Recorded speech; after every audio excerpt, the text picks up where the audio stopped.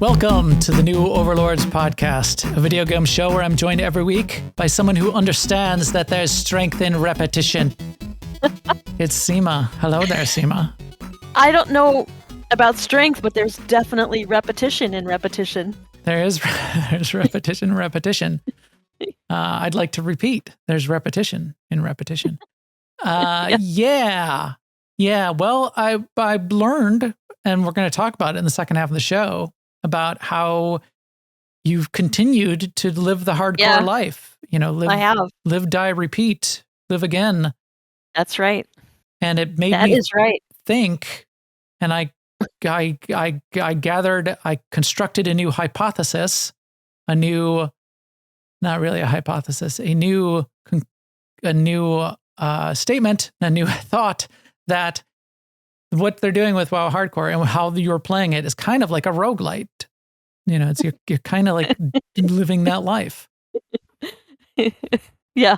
Yeah. So. Yeah. Well, we'll get to that. Yes, we sure will. But first, we will talk about the news. Good news, everyone. First up in the news, we got the new Grand Theft Auto trailer. Yes. That came along with the news that Grand Theft Auto is going to be delayed in their release, and they shifted that into next year, May 2026. So May 6th of 2026 is where it's going to end up getting released. What they did with this trailer, though, so that's fun. We'll talk about that in a second, with sort of like the impacts on the industry. But the trailer, which I'm showing now little bits of, really dove into sort of like setting up the story and the characters much more than the previous trailer did. And as you said before, it was interesting because the previous trailer kind of like built the world. This trailer builds the characters in the story. Yeah. And the first trailer I was really impressed by. I thought the world was interesting and so interesting looking. And I haven't been to Florida in forever. And it was world building. You're right. Now that I know more about the story, I'm weirdly less interested now. Yeah, because the story is like a series, like it's like a television series. It's like you got to get bought into now a new television series, and it's kind of seems to be set up of a Bonnie and Clyde kind of story, and we've seen those before, and so maybe they're going to do it in an interesting way. Yeah, I mean, I'll keep a somewhat open mind. I'm not really an expert at open mind, but I'll try. But if it doesn't look like anything in this story is something that I would identify and want to live through, right, which is right, or like a TV show that I would like, be really interested in watching, right, which is fine because it's not for me anyway. So for whoever this is for, they might just love it. So I'm hoping that. Well, I don't know what I'm hoping for because I don't really care that much about Grand Theft Auto. But the fun of it seemed to be to like live, as you said, sort of like experience that world, live in that world. If you only get to kind of like live in that world through these two characters, then it's a much more limited kind of experience. It's much kind of like, it could still be open world, but if you're only these two characters, that's all you get to be. You can't like make your own character, go do your own thing, decide that you're going to like, create your own, I don't know, car theft, Gone in 60 Seconds, tell your Gone in 60 Seconds story. If I could recreate Gone in 60 Seconds, lowrider, Donnie, lowrider. If I could do that in this world, that would be more interesting to me. That's a story that I think is like fun and interesting. And he's, it's like a car thief with a heart of gold, and he's got to do it to save his brother and blah, blah, blah. But if it's like a Bonnie and Clyde story and they're actually really, bad people, and I get to like see either the downfall or how they resolve that. The fun of a Bonnie and Clyde story is you ride with them to the end, and the end is never a happy ending. I don't know how they're going to pull that off in this and make it satisfying. That's how The Sopranos worked. That's how the Breaking Bad worked. It's not happy people with a happy ending, but you're still compelled because you're along for that ride. If this is like they have some sort of like happy ending, then then what kind of like, then is there any, we'll see. Is there going to be growth? Is there going to be a story to tell? Is it going to be a compelling story? Maybe it will. And that would be really interesting to see. But it's also then just that story. I wouldn't pick that story. Right. But it's just a 3-minute trailer Right. too. Like if I saw this, on the lineup of like, Netflix originals or NBC fall schedule or something, I would click past. Yes. Just because, like you said, seen it before. Yep. Seen it before. I wrecked our chat again. Now, how do I make it go away, chat? How do I? I'm behind you. There. Yeah, you did already. Okay. Yeah. There we go. Message was deleted by moderator. Thank you. Okay. Then there's the industry impact. So Grand Theft Auto 6 is now delayed. And I think people may be expecting that there's more impact, that it has more sort of like weight and gravity pull in the industry than it really does. I'm sure it has some. And nobody wants to release in the same week that this releases because they know it's going to be big. But the only game that I know even was in theory shifted their release schedule was talked about was maybe Borderlands. Borderlands is now releasing in August. They're still going to do that. People have speculated, well, now our studio is going to like they can pull their game schedules back up. They can release in 2026, and they weren't going to do that before. Blah blah blah blah blah. No, I don't think that's the way it works. That's backwards anyway. Like they would want to release not in 2026 because of this. Yeah, I meant like pulling it into 2025. Maybe they pushed it off to 2026, but now they can pull it back in. In 2025 because there is no Grand Theft Auto yet, and they can get their game out. But yeah. I don't, like you said before we got all hooked up here, I think there's so many moving parts to putting together these schedules that people follow to get their games released. I don't know that they can be that whimsical about it. Right. Exactly. They put it on their schedule on a particular date. There's a lot goes into it, and timing might be one of them, but it's not just push a button. Oh, we're going to move the day that we push our button. Right. But as they sort of trend more and more towards the kind of the billion-dollar industry that it is and the way movies work, I know movies, it's usually within a studio planning out their movie releases, though. Movies certainly will push a movie release that's completely done out for a year or change the date or so. That's true. I mean, these are multi-hundred million dollar projects. Yep. A lot of money riding on them. So just further argument that we don't know what goes into their decision. We don't know. And I haven't heard anybody kind of like reacting yet. So, and if we don't, then that's proof that it doesn't have that kind of like gravitational pull that we might be attributing to it. Also in the news, kind of news, released on April 23rd. And we had talked about this before, sort of like being interested in this game. It's Thunderfolk. Just because it's kind of like a new thing, a new idea, or maybe it's a new idea. A couple of the pieces, the way they put it together is kind of new. What we've seen now since it released on April 23rd is more people playing it, more people trying out, learning more about the game. And I'm still fascinated by the constraints and what they didn't do with it versus what they did. Because I think as you said, Sema, it's kind of just a board game. And you just get to use the TV to see the board. Not a board game, but I guess it is a board game, but I was saying tabletop. It's just, they say it's a marriage of tabletop and video game, but it isn't really a video game so much as it is a tabletop game, because you do have to be co-located to play or do extra work. They don't no tools to like share or play or remote play or any of that. Now you can fake it. They don't intend for you to their picture of how this game gets played is you and your friends are in a room, and you could either play Dungeons and Dragons or you could play Thunderfolk. And if you play Thunderfolk, then you need the TV and your phones. Yep. And yeah.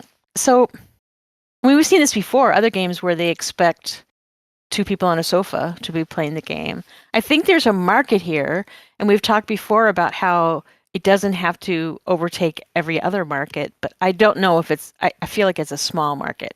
It's like Dungeons and Dragons players, basically. Yes. It does seem like quite a small market to go after as sort of... Actually, it's more, but it's a little bit more than that, because it's Dungeons and Dragons players who don't have a dungeon master, because you don't have to have a dungeon master. Right. The game acts as a dungeon. In fact, they even commented that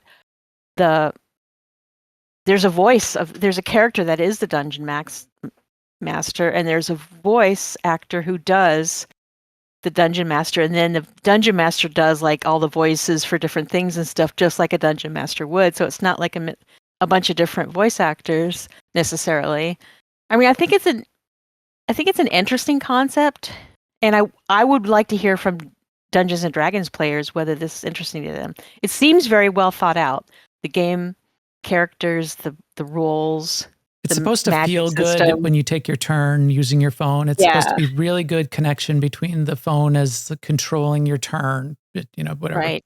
And the game will even alert you on your phone if your character notices something, for instance. And allows you to do things on other people's turns on your phone, just like to prep for your next turn. You can do little things. I would like to play this with like my daughters or, my kids. If people come in town, we'll just, get it and play it on the TV. That sounds like a fun idea. Yeah. Like you can, Forster's saying he's seen streamers play it with their phones in a shared screen. Right. I get that, but the game doesn't provide that. Right. Like if you're in Discord, like you were saying, Max, in Discord, you could share your screen and then share it in Discord or stream it somehow or do that kind of thing. But I definitely think they're seeing their audience as people who are going to clean the house and get snacks together because their friends are coming over for game night.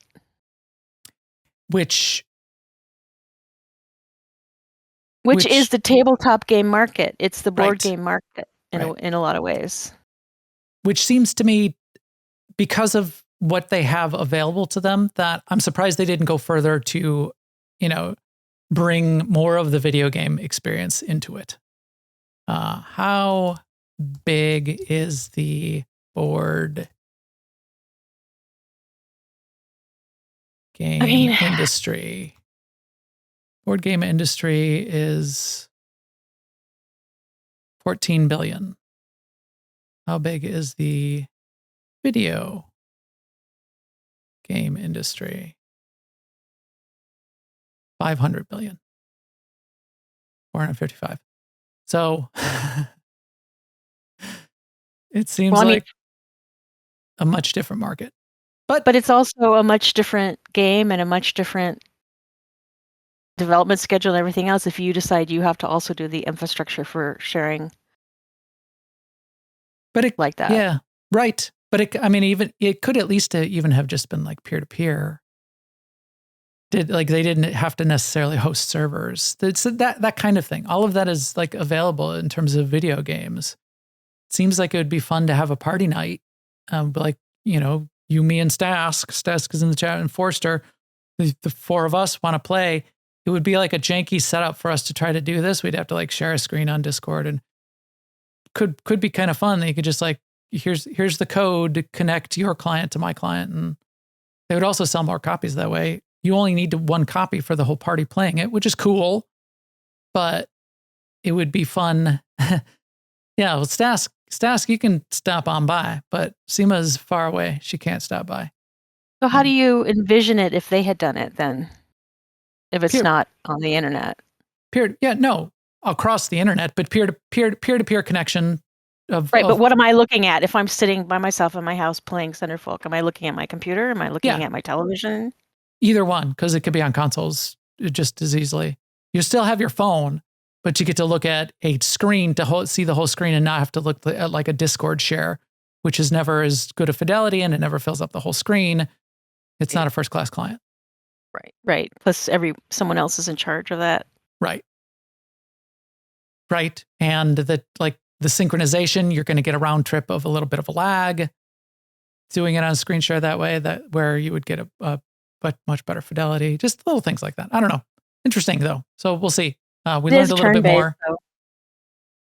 We learned more, and I would like to play it, but I haven't yet.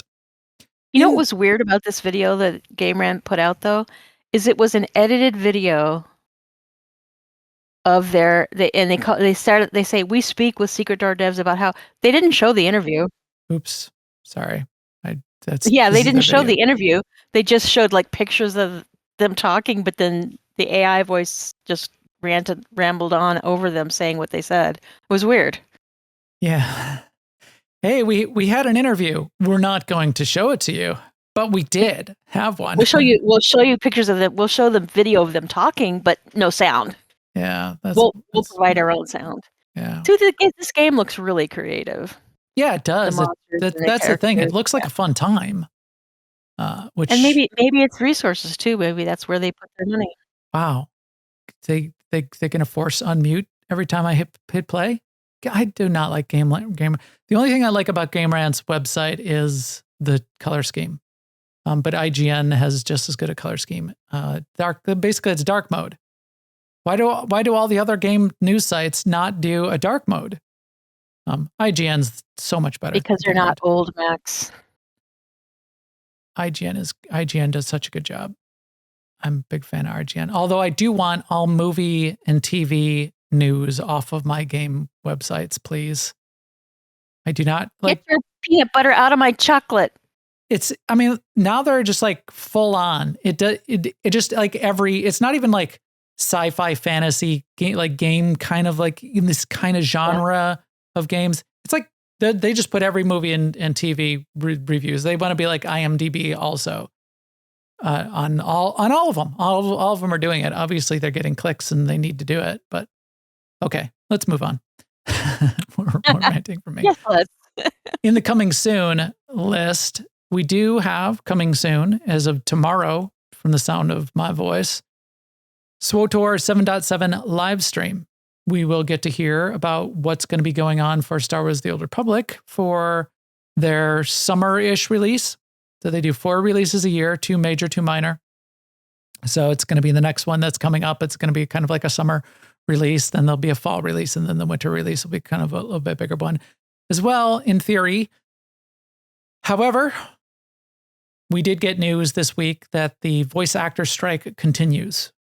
They had some negotiations that were going on, did not come to a resolution. And in fact, it sounds like the negotiations still have quite a bit of friction associated with them. So we're not expecting a resolution on that anytime soon.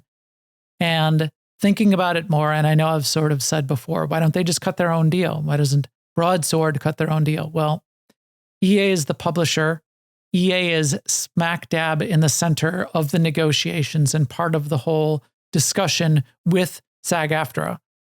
I think they're bound by that, is what it seems to me. Because here we are 9 months later, they still haven't been able to record any voice lines. It seems we haven't heard any. This is still all speculation, but that seems to be kind of like where things stand. In which case, I'm interested to see what we're going to get tomorrow. We're all dying for story and voice lines. That's sort of the heart and soul of Star Wars: The Old Republic, or one of them. I think we will potentially get some interesting things and some things we want and like and want to hear about, but not the core of the story.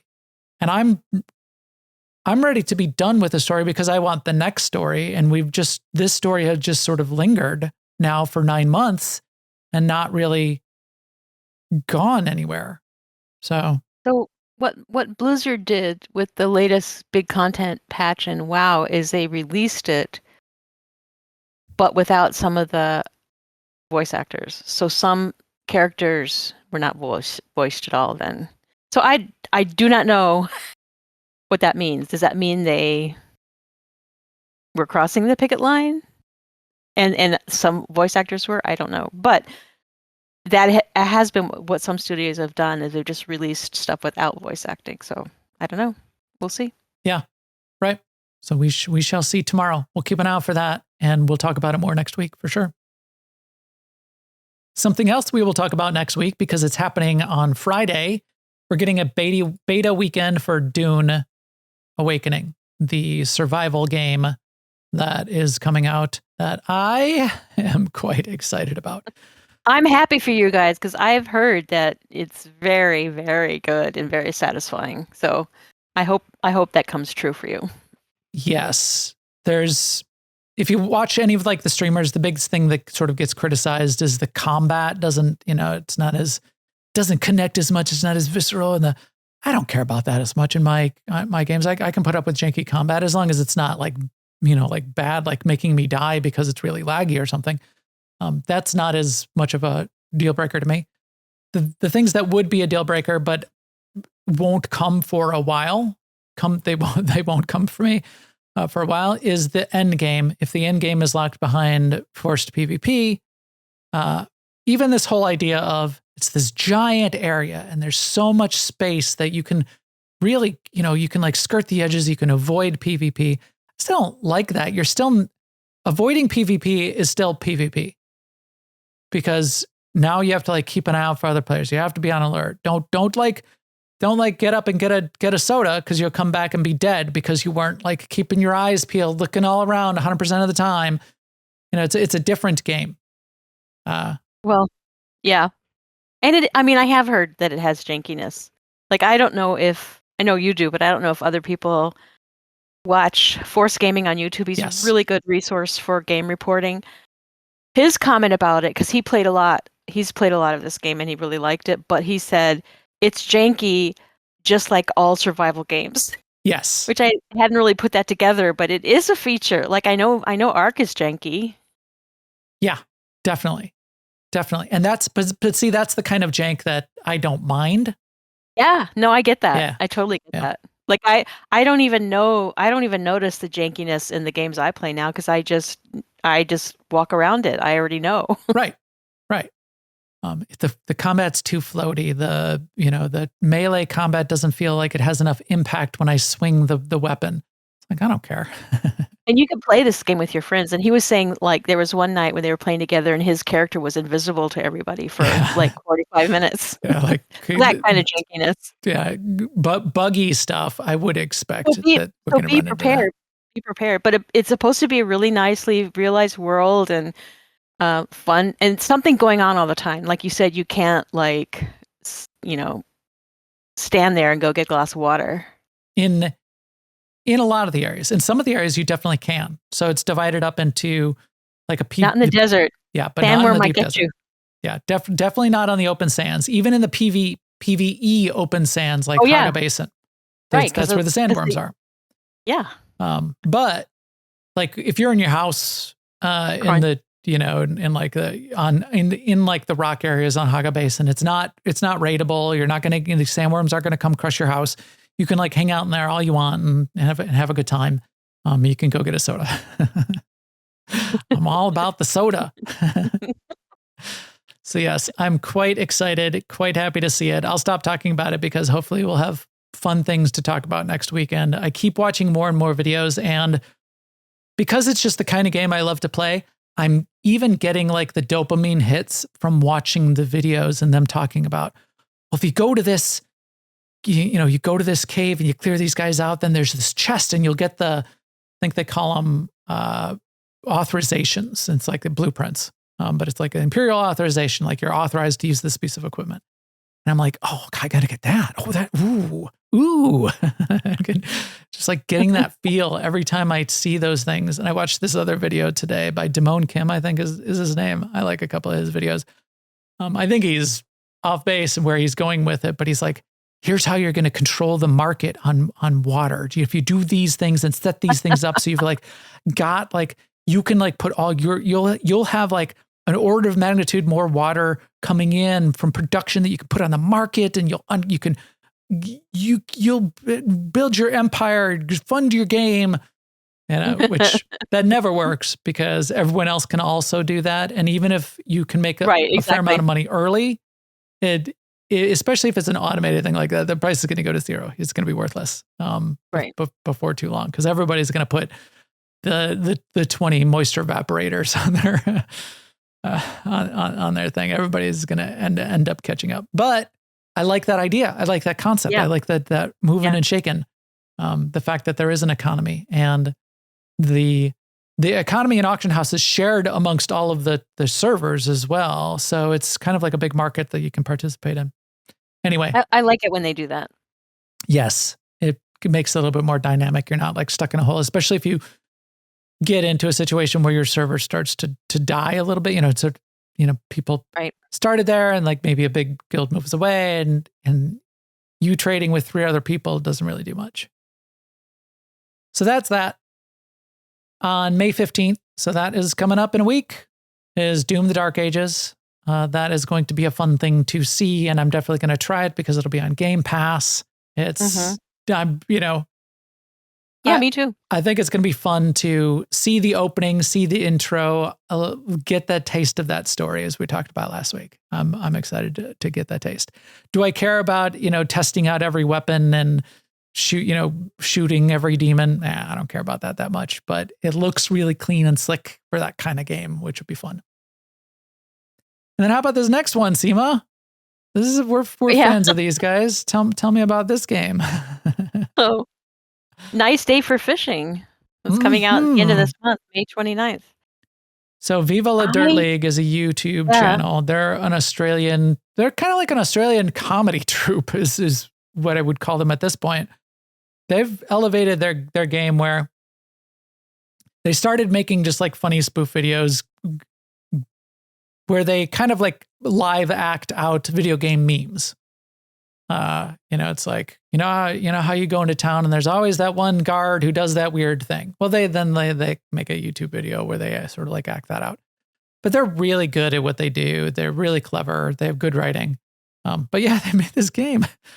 And as you watched the video, the same one that I watched, Sema, it looked like they've got a lot more in here than I would have kind of expected. Yes, much more than I expected. I thought the whole idea of them putting out a game was kind of going to be a bit, but there's definitely looks like some thought went into it, and I anticipate there'll be thousands of Easter eggs for fans. Yes, fans of their videos, and their fan base is huge now. Their voices are definitely in it. Their voice, kind of like the voice lines from all of like the Balin series, which included their 45-minute Balin story movie. Mm-hmm. Mm-hmm. All of those voice lines are definitely in here. So you'll get that. But then all like the little characters, they're all like a little Balin. Balin is seems to be the main character and fun stuff going on. And you actually basically, there's jump puzzles, but there's jumping. But a lot of it is fishing. But you can dive fishing. Yeah. You can fish up things that kill you. You have to kind of battle the fish as you fish them up. It's a pixel, like a little kind of like pixel platformer with the kind of almost a Dave the Diver kind of fishing game, but you don't really, not without the diving. You got a little boat, you got to like fish, and then like you kind of like battle the fish as you're bringing them up. I don't know what you got to do there, but yeah, so fun for them. They guys deserve all the success that they can get because they are such a fun part of video game memes. Go watch their survival series. You like survival games? Go watch their survival series because it's everything that you experience in a survival game. It's hilarious. I like it. I don't know if they've announced it yet, but I don't see the price for it on Steam yet. I don't know what it's going to cost. I don't know. That's a good question. Maybe it's free. With a cash shop, you can buy like little hats for Balin. They had different straw hats. We also got I wouldn't be shocked. To round out the coming soon news, we knew that Elden Ring Night Rain was coming at the end of the month, May 30th. They put out another overview trailer this week. Let me not launch it there because it'll sound really loud. This one goes into depth about how the game works, which I appreciated. It explains a lot of kind of like what you're getting, what this game is And I'm fascinated. I'm definitely fascinated by it. I don't know exactly who it's for though, which is interesting. So they call it and they open the trailer by saying this is a co-op survival action game. Right. But it's also time limited. So it's co-op, but time limited. So you're like playing a session, and it's 3 days. You have like this 3-day sort of like procedural time window within the round. And as you found, Sema, and I didn't catch this earlier, it's like a 35 to 45 minutes to get through those 3 days. Yeah. Which is much shorter than I expected. Much, much shorter. So this is just like a quick round, play a couple of these rounds in a night kind of thing. Yeah. Right. So, and it is generated in some ways. Like if you go back to the same town in your next round, things won't be in the same place. It won't have the same layout. Different events happen. Yeah, different things happen. There's like catastrophes, like meteor falls from the sky and, creates a lava volcano or something, stuff like that might happen or might not happen. So that's interesting. So it's definitely got the replayability of the procedurally generated world as you go in. Then they introduce this idea of you start at level 1 and you can't fight the Night Lords or whatever at how weak you are. You need gear and you need to level up, and you need treasures and and to get to find stuff in the world. And then they kind of introduced this idea, which I liked, which was you could all adventure together to find these things, and maybe you need to like grind some mobs and fight some mini bosses, hunt treasure out of dungeons, or you could divide and conquer. You could say, I'm going to go fight the mini boss, which will get us X. Okay, well, I'll go grind these 3 mobs to get us whatever materials or whatever. Okay, I know where there's, I'll go find the cave that's got like the recipe, or I don't know what, I'm just making things up. But that whole kind of like divide and conquer seemed a little bit of a cool approach as well of the co-op. You can like rescue and revive other players. You can, it sounded interesting. You revive other players by whacking them with your weapon, is basically what they said. You use your weapon and abilities on other players to revive them. And you can even like do it like a little bit remotely, like by like shooting them from far away. Seemed to be what they were saying. You have to pick a character, you have to pick a class. They're kind of like hero classes, so you're not like building and customizing your own character. You're picking one of the 8 that they have packaged up. And then did you say, Sema, you found a note where they might be releasing more characters and classes over time? No. Oh, and Night Vale. Yeah, Night Rain. Yeah, they did say they were going to be releasing more Nightfarers, or I did see a mention of that. Yeah. Yeah, so that sounded interesting to me. Right, because I think what they're wanting is something that you want to play over and over. So I think they will be, and new events possibly, and new bosses maybe. So we did get DLC for Elden Ring, and all the Elden Ring players, some of them have like restarted the game. Some of them, like when the DLC came, restarted or at least got back in there and played the DLC. But your point was this has the potential to be like a something that people can like play over and over for years. And it has a lot of replayability, and you could come together, and they could be releasing new things for it and like new hero classes. I think that's what they're after. Yeah. Which would be interesting. And I don't know if it is for the Elden Ring players, but it is kind of because I did see a mention too that the daytime part where you're running around getting your treasure and doing your things to get ready for night is quote unquote a walk in the park. But where skill comes in is the nighttime part where you fight bosses. Interesting. So I don't know. So I don't know who it's for in that case, but yeah. Yeah. Yeah, I don't know. Like what percentage of the, like everybody likes to play lots of different video games, but what percentage of like the hardcore Souls-like community wants to play a co-op survival version of their Souls-like game? And also I think when you when you die at night, that's the end too. So you can't do, the meme Elden Ring thing of doing the boss fight 100 times to learn it. Interesting. Did say you could revive your friends During the day. Oh, only during the day, but not at night? That was my understanding, but I mean, don't take that to the bank. I Obviously. will. I already called my banker. I have already written out my deposit slip. Does anybody even know what a deposit slip is? We don't. Well, see if AI summary knows. The parts of this that I won't like are the Souls-like boss fights, which seems to be the whole point of what you're building towards. If somebody can tank for me and I can not have to like be like doing like dodge, roll, dodge, roll, and like no. Yeah, because if you're dead and you can't like redo the fights, then it's gotta be somewhat more forgiving. Yeah. Then You got to start over. Yeah. If this is dying during the dying during the night boss fight or when all players are downed in a multiplayer session results in a game over requiring a restart from day one.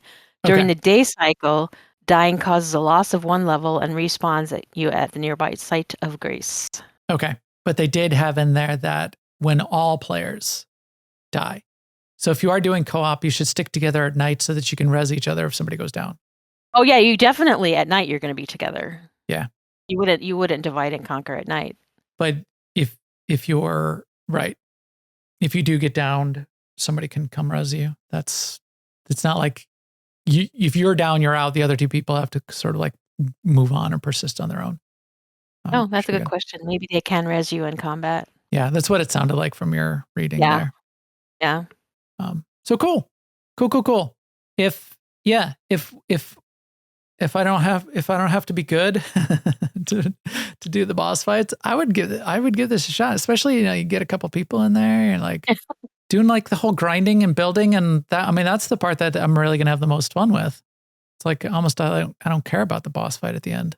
But that's only going to be a few minutes of that. Well, it'll be it's 3. Yeah, right. It's 3 days, but like the big boss fights, the night terrors or whatever, the night bosses, the night lords, the big fights come at the very end, because each day that progresses over the course of the 30 to 45 minutes, the world gets more constrained. You get more concentrated in what you have to fight and do. And then the very end is when the Night Lords arrive and you have to fight the Night Lords, which you do not do in the early So game. what do you do during night in the early game? I thought you got a boss every night. I didn't get that impression, but maybe. I thought it was but even so, because there's a bunch of mini bosses all over the place, and the night encroaches, so there's like harder things that show up at night. We'll see. Boss each day, 3rd day, big boss. That's what Forster says. Forster knows. There you go. Yeah, that's right. Yeah. So like, there is a boss each day. Okay. And the 3rd day is the big boss. So what I'm saying is the part you just said you like, that's only going to be a few minutes, right? Well, then their whole little trailer of, you start at level 1, but there's no way you could fight the Night Lords in your current state. You're going to have to wait like 5 minutes and then you'll be able to fight them. Well, yeah, because the whole thing, if you say the whole thing is 45 minutes, even if the nighttime is only 1 minute. How much progression can you get done in 5 minutes? I guess. No, I'm not saying it's 5 minutes. I'm saying if the whole thing is 45 minutes, even if you say each night is only 1 minute, the daytimes are still only going to be 40 minutes altogether. So that's short. Right. Yes, it's still short. Yeah. In the video, they made it seem like it would be much more of a progression journey. Is all I'm saying. Like in a survival game, in 40 minutes, you will have figured out how to punch the trees. Right. Exactly. Whereas here, you better be ready for a boss fight. Right. In 5 or 10 minutes. Cool. So we'll see. We'll see where it goes. We'll see what it has to offer, and we'll see if it's too hard for my lame. It's mostly survival in that you have to survive. I don't think not be killed by the Souls-like fight. And I don't think you're gonna starve or dehydrate or build a house. well, then what good is it? You just find treasure to gear up and I do like that. things during the day. I like that though too. Yeah. Yeah. I mean, it sounds more like, what do they call Diablo? Action Dungeon RPG. crawler. A dungeon crawler. That where you kind go of thing around too. and Yep. pick it clean of the treasure. Yeah. All right. That's all the news that we have interpreted for you, probably poorly or incorrectly completely. So please write in the comments all the things we got wrong and educate us. This podcast is brought to you by Garden and a Goat. We did have a kickoff meeting this week where we're starting the next phase and unveiled even between ourselves some of the big things that we've got going on next. And I'm pretty excited. Did some work over the weekend to turn on and launch the second garden so that you can go to the portal in the middle of the room, in the middle of the garden, and travel to the next garden. The terrain and everything isn't built out. We haven't even picked out all of like the plants and animals, but you can go there. And I did some reskinning of things to make it different and got really excited. So keep an eye out. Join our Discord if you want to hear news about that. Feel free to ask us anything about the game. We'd love talking about it. We're not being very private or closed about the development. So if you do have questions or want to hear more of the inside scoop, we'll let you know. We'll chat. Game is also brought to you by, the podcast is brought to you by Alea Iacta Est, AIE-guild.org. AIE adjacent, I did hear Scott Johnson mention that there may be a Nerdtacular coming in 2026. He did announce that this week. The planning is in the early stages. He's trying to look towards spring. That has always been a key AIE meetup opportunity for us all. And I would love for that to happen in 2026. Get a bunch of people together in real life, IRL, would be really fun. I really liked it. Hasn't happened in about, six or 7 years at this point, 5 years. Used to happen at Snowbird in Utah, up in the mountains, but in the summer. And boy, I really I keep wanting to go there without an event just because it's just a great place, great location. It's great being in the mountains. I love the mountains in the summer. I would love it was there again. I know there was problems with it, but it was there sort of like 3 times, I think at least. If it's there again, I'm going to be there, whether or not I even show up at the Nerdtacular or AIE stuff. Because it'll be an excuse to go to the mountains in the summer. This podcast is also brought to you by all of you out there watching, listening in the chat room right now. We really appreciate everybody jumping in, joining, wading through the morass that is the algorithms and the social networks to come find us. We are sort of a secret podcast these days because you cannot find anything anywhere. There's no discoverability. So the people that are listening, you guys, you did it. You won. You found that weird little cave in the bottom of with the entrance under the water at the bottom of the continent in Oblivion at Cyrodiil. And you found us. Hello. We are here. So thank you for joining us. We really appreciate that. And now we will talk about something fun that I and Sema have been playing. Two things. It looks like meat's back on our menu, boy. No way. God, finally. Oh my God. Oh, I kind of like the maggoty bread. Our maggoty bread this week is not so maggoty. Maybe it is maggoty, but the maggots have been re-rendered in 4K glory. They look better than they ever have before. Oh, they look good enough to eat, as the case may be. If you're an orc, you have nothing else to survive on. It looks great. And by that, I mean, it is Oblivion Remastered. And there's a D on the end of that. And I keep trying to type it in places, and it's remastered with a D. So Oblivion Remastered came out a couple weeks ago now, sort of shadow launched. They didn't make a big deal of it. They didn't talk about it a lot before it launched. And then they just dropped it and launched it. They dropped it on Game Pass. They said, it's out there. Go play it. Enjoy. And everyone did. I played it. not a ton, but I played it quite a bit and got into it. I wanted to sort of like see how it looked, see how it felt, experience some of the differences, and we'll talk about a couple of those differences. And now, did you play this they did a really good job. originally? Yes, I played Morrowind a lot more. So that was the one I played for months of my life, and I think I mostly played that on Xbox at the time back in the day. But I did play this game as well.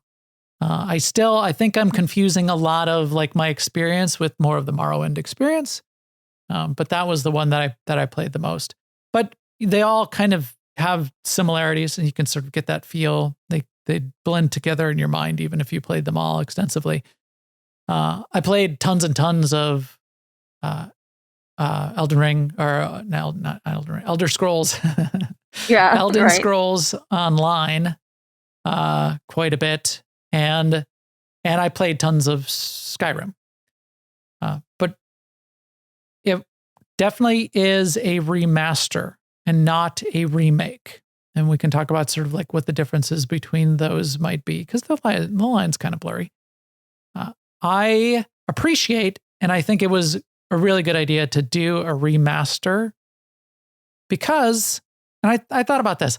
Say that you did this, you built this game, and now it's 15 years later, or when did this first come out? 20 years later, and you think back, this is still a good game. It would be great to bring this to new audiences. Sometimes you can just do that. You could just have the game out there and just resell it, or just keep selling it forever. But what it's nice to do in a remaster is, in addition to upgrading the graphics, and we'll talk about that because they did a great job of that, you can make sure it launches correctly off of platforms like Steam and the consoles. You can make sure that the UI and the controller support works for current controllers, because a lot of times, like I tried to play Fallout New Vegas, and the resolution just doesn't work with my monitor, and the controls were really janky, and it's as good as it ever was, but it kind of like just doesn't, like, I couldn't get it to even work. I could like downloaded some mods and like made it work. So that's what a remaster I think is good at doing, is also just making it platform suitable for modern platforms, and accessible in terms of being able to just say, click the install button on Steam or on Xbox. I was doing it off Game Pass. Click the install button. 5 minutes later, it's installed. You click the play button, and now you're playing the game. It's great. Great, great, great. Seamless experience, works great. The other things they did is, in the remaster, and this is where it bleeds over into a little bit of remake territory, is they did do a little bit of update to some of the gameplay, like little tweaks to how, like they added sprinting to the game, because it kind of, with where stamina depletes, kind of didn't have that before. They're showing in this video, this is the IGN video, because IGN is great, as I always say. They added like highlight outlines when you're hovering over items to try to pick them up, because it was a thing where they didn't have that in the original game, and you could accidentally pick up the wrong thing quite often. And if it belonged to someone else, well, now you're a thief, and the guards will, come and kill you. So that was good. So they cleaned up some of the UI. They cleaned up some of the controls. They changed the way leveling still kind of works. It's mostly the same, but now it's a little easier to put your character together as you level up. Using skills still matter, but that's not the only thing that matters. You can put points into different things. It's great. And then there's the graphics. And this is where the remaster really shines, and where a lot of remasters shine. Some remasters only focus on the graphics, and they don't fix any of those other things. It can be really broken, kind of like a lot of broken stuff still in the game. But, they put new textures on it, so fine. This, in addition to making the game work well, tuning up a couple of the systems, they did a first-class job on remaking the graphics as well. A little bit on the voices. There's only a handful of voice actors in the original game. They added some voice actors in the peripheral characters. The star characters, it's still Patrick Stewart, who's the king, talks you through.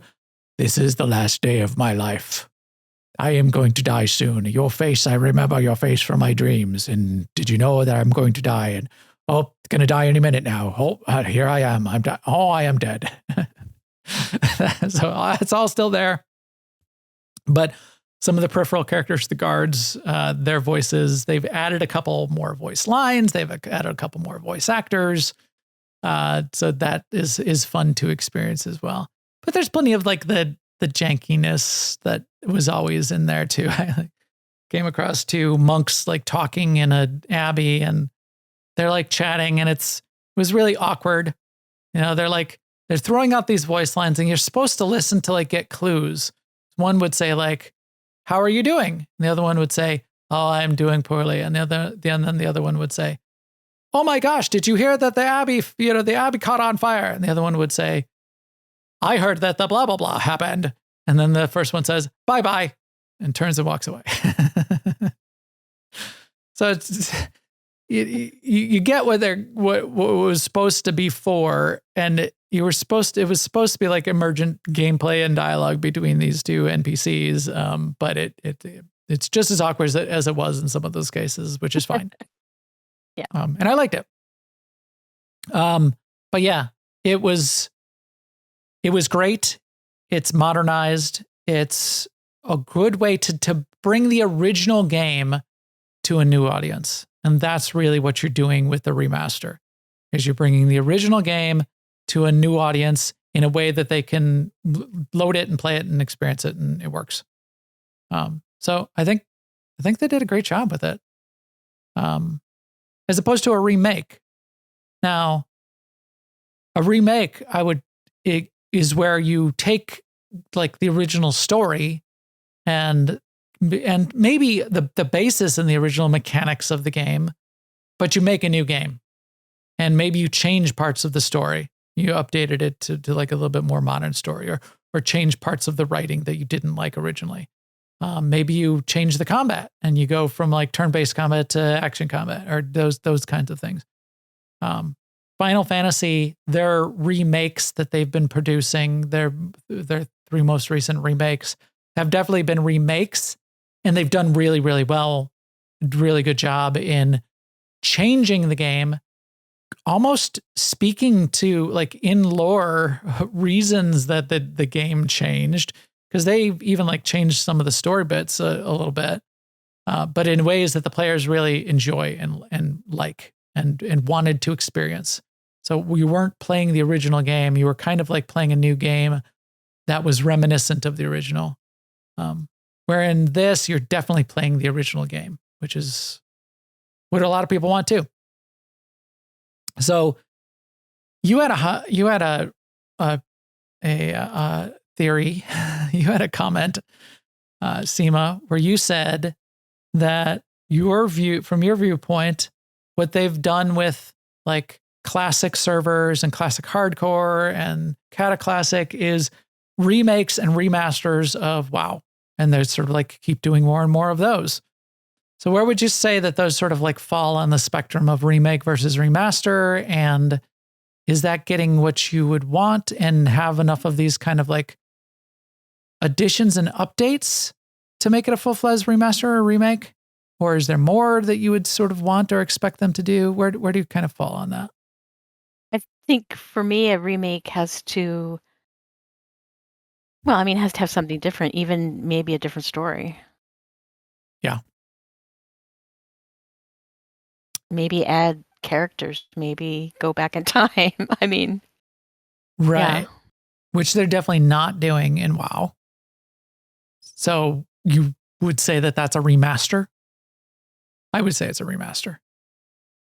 Yeah, I mean, like I said, I think it's low key. I don't think remaster is what they're after. They're just after year-on-year growth in terms of their graphics. But if you play any of the various vanilla WoWs that are out right now, they are much better looking than the vanilla WoW 20 years ago.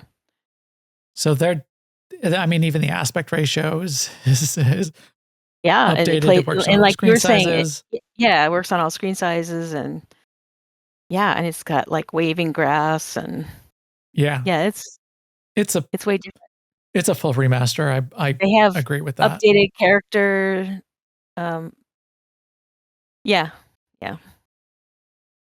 There's still things in the game that have very, very, very, very abysmally low poly count. So that's why I kind of say like low key remaster, because they haven't gone through and changed everything to a certain standard. But some of those low poly things still exist in retail. Right. True. And some of the hardcore fans, this was the big debate when they were even thinking of doing it. Some of the fans of Bring Back Classic didn't want any changes. They wanted zero changes. The purists, zero changes, Right. zero graphical changes, zero of anything. Yeah. But I think those, if they didn't want any graphical changes, I think they were disappointed from day one, because I think they always were going to do it on the current engine, the current version of the engine. Yeah. And I think they did such a good job of it without changing the character of, like, if you. I do too. Yeah. So I think they didn't mind. Even the purists, I think, didn't mind most of that. In some infrastructure stuff, they took the new version. Like, and I don't think a lot of things. I don't think they had any option, because it's not like they saved. It's not like they could like rebuild their old infrastructure, but like, right. For instance, how you interact with macros and stuff is the new macro language, the modern macro language. Yep. But the AH has all the features of the old AH. The player economy has all the features of the old player economy. So you can't do buy like the orders new, and right, exactly. And you can't do you basically have to have add-ons to make use of the auction house if you're going to sell anything. Auctionator. I remember those add-ons. Yeah. Spent a lot of time trying to play the market. Didn't really get too deep into that. Some people did. I was surprised when I went back to playing WoW Classic, versions of WoW Classic, how much stuff that I remembered was from more modern times. Like I would go running somewhere to pick up a flight path, and there wouldn't be one there. I'm like, oh yeah, that's right. No, that didn't exist. There wasn't one here. Yeah. Yes. Yeah. Well, that brings us to, I think we can get into it. You've continued to play, in particular, you've played hardcore. So, yeah. So WoW Classic Hardcore, they're kind of a remaster. And then there was another hypothesis, which is WoW Hardcore kind of like playing an MMO as a roguelite? So roguelike and roguelite, there's a whole spectrum of what that actually means. And there's big chunks of this that would not qualify. If you say roguelite, then you can say, well, there's a couple, bits and pieces that maybe we can pick. And so we're going to stretch the definition. The definition that I've read is roguelike. When you die, it's over. Yes. Roguelite, there's things that happen. You can res and all that stuff. So in that way, it's like roguelike, because when you die, it's over.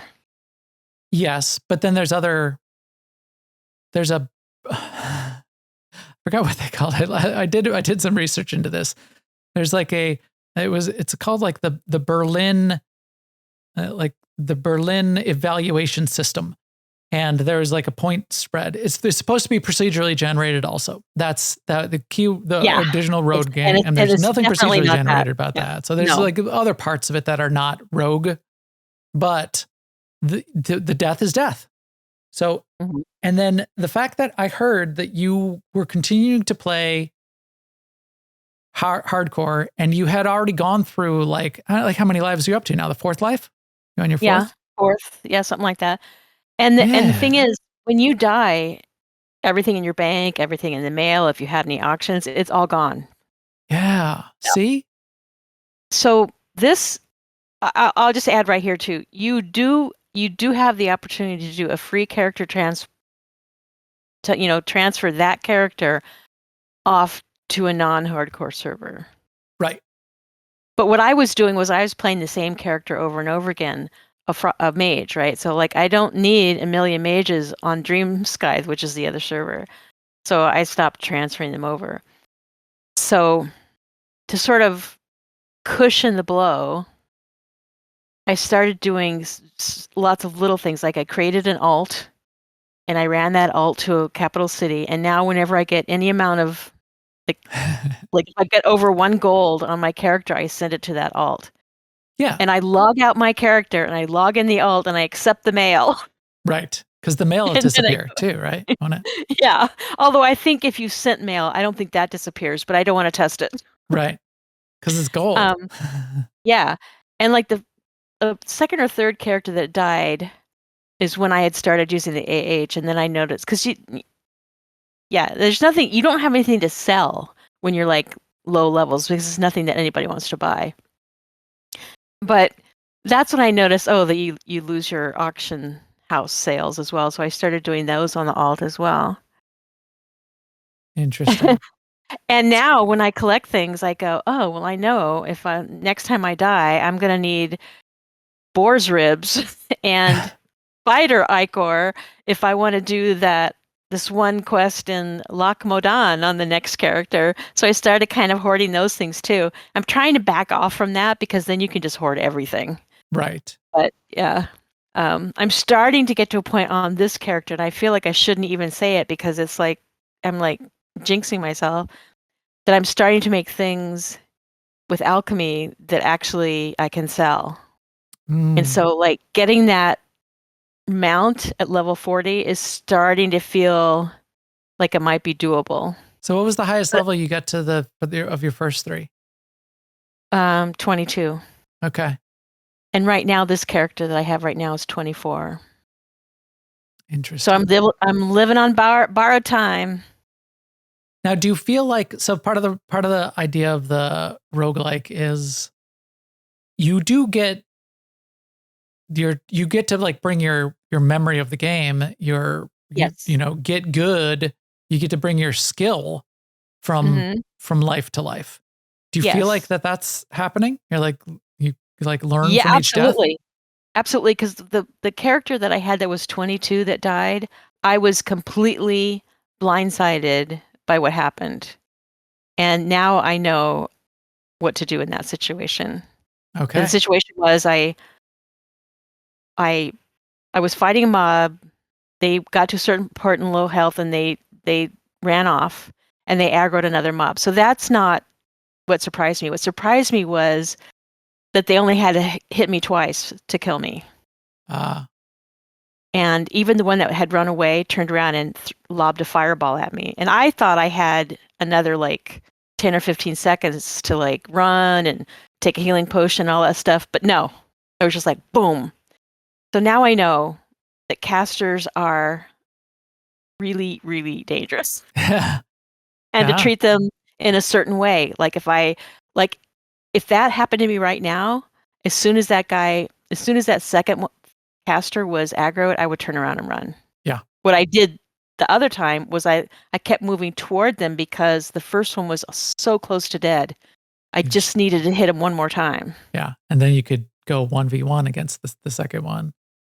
Or then I could run away, but So now I know better. I'm getting so conservative in my play.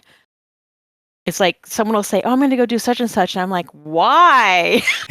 Don't do that. That's too, that's good. Death. Don't do it." Okay. So say you get your mount, say you get to level 60. What do you expect what would you do? I would consider that I won. Okay.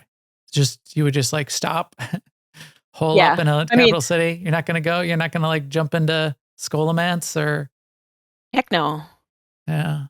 Heck no. I mean, like, I don't even want to group up with people to kill one mob out in the world. Yeah.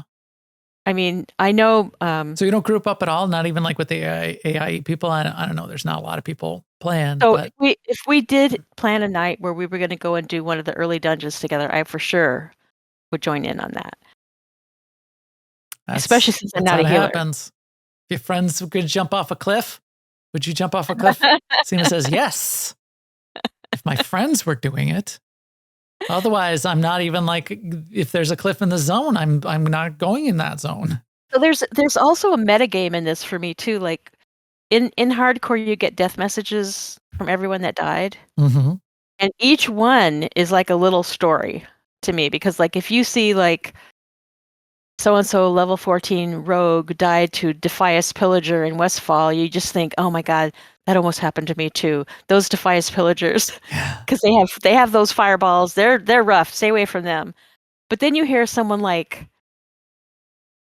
so and so dwarf paladin died in wetfalls in wetlands from falling damage, and you just think, what? First of all, what do you fall off of in the wetlands? It's a pretty flat zone. Yeah. And then you think, what were they doing? Did they fall asleep while they were running across a bridge? Yeah. Good. Or were they just tired of that character? You know what they And so should they do? give They up? should they should record, like do like a black box where it like shows the from the player's Yeah. point of view, the last 10 seconds of their life. Yes, I totally want that. That I would totally be want that. awesome. That would be excellent. It just gets broadcast to everyone on the server in a little window. Yeah. Little replay. Yeah. I totally would. I would totally pay money for that. Because it gives me so many questions. They do make a note of last words, Okay. but you don't know when they were said, and a lot of people die without any last words, right? But like sometimes it's a funny thing, like no, or someone saying thank you, like whatever. Yeah, Leroy it's never Jenkins. somebody. Yeah, it's never somebody saying watch this. Yeah, exactly. Yeah. Yeah, but Ready. it is repetitive. It is repetitive. So I play through these zones, and then I get to the point where I died on previous character, and I'm creeping around and like, I don't want to die this time. I'm not gonna make the mistake I did before. But it's kind of a lie, right? Because you're always gonna make mistakes. Yeah. I feel like I get this feeling like since I made it past 22 this time, I'm gonna make it to 60. Okay. Now you gave it a mouth, but I know. I can't stop myself. But one thing I did learn too is when I start to feel like I want to progress toward a certain goal, or I'm tired or whatever, I just log out. right. That's a good move. Once I start thinking, "Oh, I'm just so close to this. I'm going to go to bed, but at first I want to get these two more blah blah blah." Kill this one last Yeah, villager. just log out. Tomorrow's another day. This is not a speed run. Right. Anyway, so yes, I do want to level, and I do want to get things, and I want to learn alchemy recipes, and I want to make my potions and my elixirs, and I want to someday have a bigger than 10 slot bag. That's I mean, I have 4 10 slot bags, so but the fact that it's- you've died 3 times and you keep coming back at it, that's Yeah, kind of you like know the roguelike aspect. That fascinates me. yeah, the way it happens is the first time I died, I just felt horrible, and I'm like, I'm depressed now. I don't ever want to play any game ever again. And then over the next couple of days, I just thought, you know what, if I had it to do again, I would do this and that, and it wouldn't take that long, blah, blah, blah, blah, blah. And I kind of wish I was playing. And then I just would fall back into it, because the very, very, very beginning part of it is not dangerous at all. Right. Because Right. all the mobs are, They're not even neutral. aggressive. Right. yeah. And then now I just know when I die, I'm going to re-roll, because that's kind of what this game is. That's what the hardcore game is. It's not that people, I mean, there's a million people that made it to 60 already, but it's not that people play it once and they go all the way to 60, is that they die and restart. Interesting. That's the game. Yep.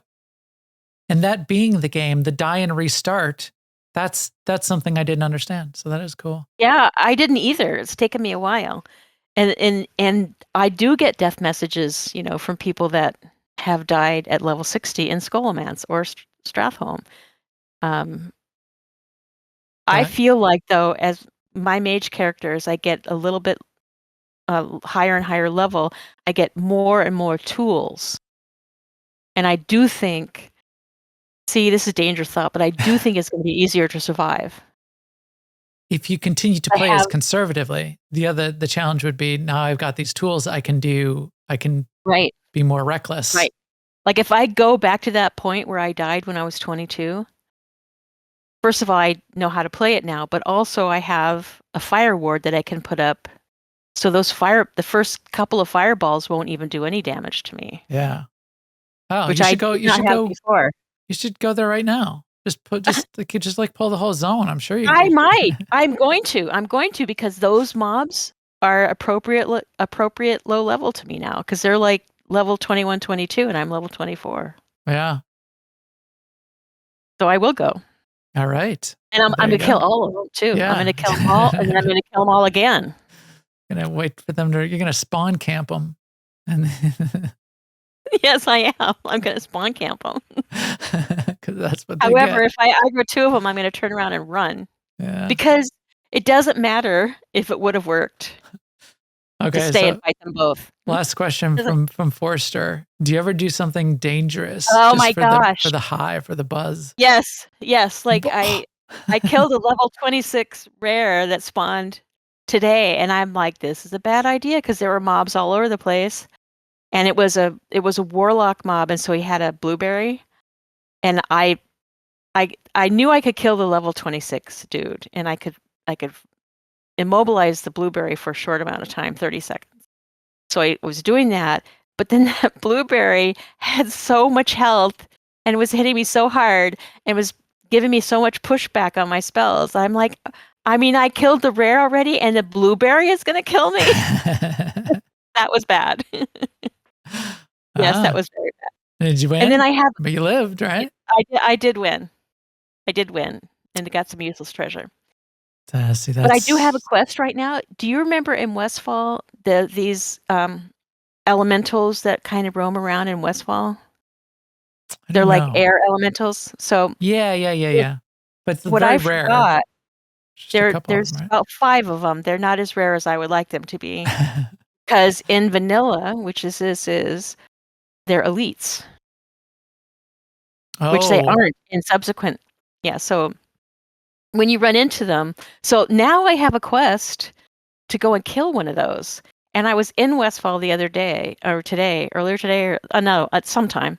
And I kept getting near one of them. And I'm like, oh man, I wonder what it's like. Would it be fine? Could I kill it? I probably could because it's like level 19 and I'm level 24 now. It should be fine. And then I could finish this quest. And then I go, well, there's lots of quests. There's lots of quests. Should I risk everything on this one? Little quest? Silver dragon around his portrait. Well, no, it's gold because he's an actual elite. Yeah. So, and now my plan is I'm going to go over to Dreamsky and get on my level 22 character. That's over there now. Check it and test it. Yeah. Ooh, now you're net metagaming it. You're gonna right, because I don't know what those things do. Right. Like and you can't just you can't check. There's no right. And you can't tell how much health they have either. I think there's probably an add-on for that, but I don't have it. So there's you can't mouse over them and see, oh well, he hasn't got that much health. It'll be fine. So I'm probably gonna do that. That's a good idea. That is a good idea. All right. Well, I think we're going to have to track your hardcore life then as we go forward. Will we eagerly await the stories of how Sema 4 hits level 60?